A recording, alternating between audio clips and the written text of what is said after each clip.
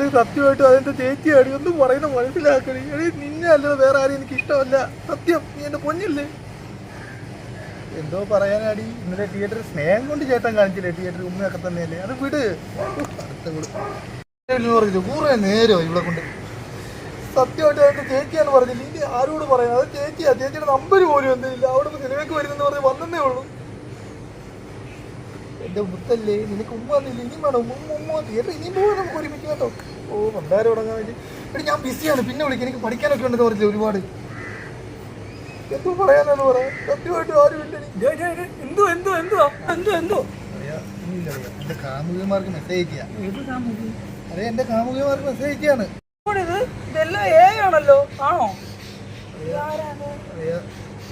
ആരും ഇല്ലളിയാ. സത്യമായിട്ടും പ്രണയിനി ഉണ്ടെന്ന് എന്റെ ഉള്ളിൻ്റെ ഉള്ളിൽ.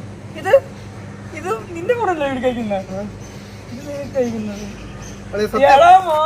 സത്യം പറയാ നിങ്ങളെ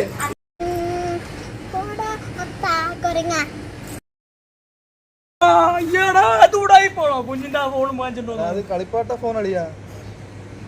എടാ നീ 2 ഫോൺ 3 ഫോൺ ഞാൻ വെച്ച് വല്ല പെണ്ണ് മെസ്സേജ് അളിയാ. അങ്ങനെ പ്രണയിനി എനിക്ക് ഉണ്ടായിരുന്നെങ്കിൽ ഞാൻ ഇങ്ങനെ ഓരോ പെൺപിള്ളേരെ പറ്റിച്ച് തേച്ച് നടക്കത്തില്ല എന്റെ അളിയാ. നീ കൊള്ളാമല്ലോ. അങ്ങനെ ഒരു ആഗ്രഹം അളിയാ. ഒരു പെണ്ണും ഇല്ല.